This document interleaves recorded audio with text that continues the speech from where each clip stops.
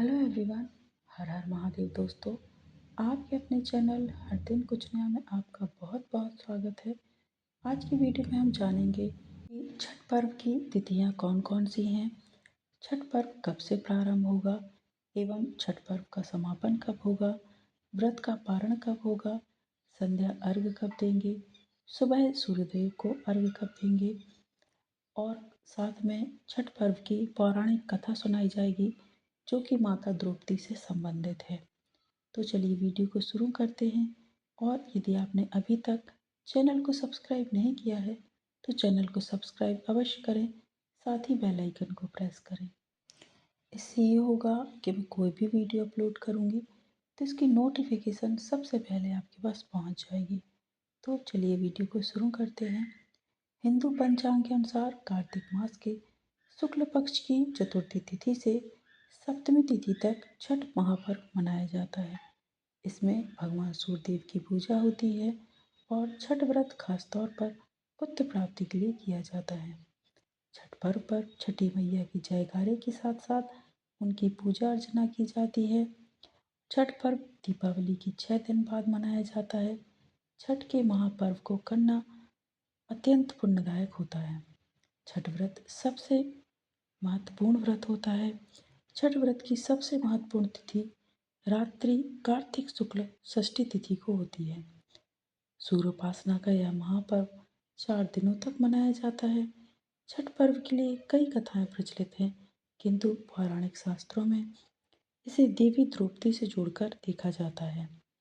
मान्यता है कि जब पांडव जुए में अपना सारा राजपाट हार गए तब द्रौपदी ने छठ का व्रत रखा था।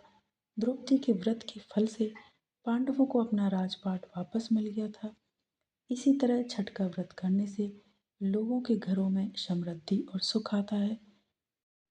और अब हम छठ पूजा व्रत कथा का श्रवण करेंगे। पौराणिक मान्यताओं के अनुसार बहुत समय पहले प्रियंवद नामक राजा थे जिनकी पत्नी का नाम मालिनी था।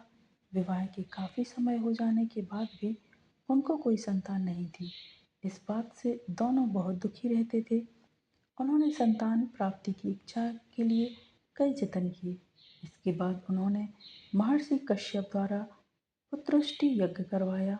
यज्ञ संपन्न करने के बाद महर्षि ने राजा प्रियव्रत की पत्नी मालिनी को खीर खाने को दी। खीर का सेवन करने से मालिनी गर्भवती हो गई।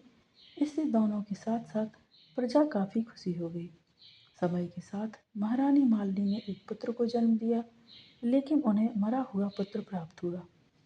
इससे राजा को बहुत दुख हुआ। उन्होंने निराश होकर प्राण त्यागने का निश्चय कर लिया। जैसे ही राजा ने प्राण त्यागने की कोशिश की तो उनके सामने भगवान की मानस पुत्री देवसेना प्रकट हुई। उन्होंने राजा प्रियव्रत से कहा कि वह षष्ठी देवी हैं और वह लोगों को पुत्र का सौभाग्य प्रदान करती हैं। इसके साथ ही जो लोग मेरी सच्चे मन से आराधना करते हैं मैं उनकी सभी मनोकामनाएं पूर्ण करती हूँ। यदि राजन तुम मेरी विधि विधान से पूजा करोगे तो मैं तुम्हें पुत्र रत्न का वरदान दूंगी। देवी की आज्ञा मानकर राजा प्रियंवद ने कार्तिक शुक्ल पक्ष की षष्ठी को देवी षष्ठी का विधि विधान से पूजन किया, जिसके फलस्वरूप राजा की पत्नी फिर से गर्भवती हुई और उन्हें सुंदर पुत्र की प्राप्ति हुई। ऐसा माना जाता है तभी से छठ पर्व मनाया जाने लगा। जो व्यक्ति छठ पर्व की विधिवत पूजा करने के साथ व्रत रखते हैं तो छठी मैया उनकी हर मनोकामना पूरी करती हैं। छठ पर्व के दौरान प्रति तीसरे और चौथे दिन पवित्र नदी या तालाब में कमर तक जल के अंदर खड़े होकर सूर्यदेव को अर्घ्य देते हैं। और अब हम जानेंगे कि छठी मैया कौन है।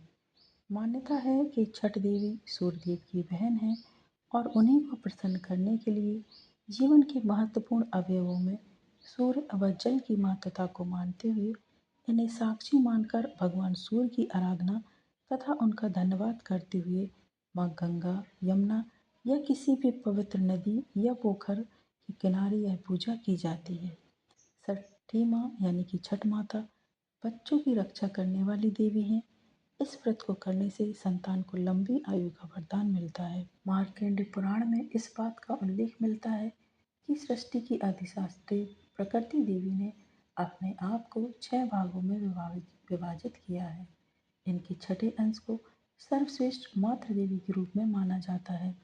जो ब्रह्मा की मानस पुत्री हैं, वो बच्चों की रक्षा करने वाली देवी हैं। कार्तिक मास के शुक्ल पक्ष की षष्ठी को इन्हीं देवी की पूजा की जाती है।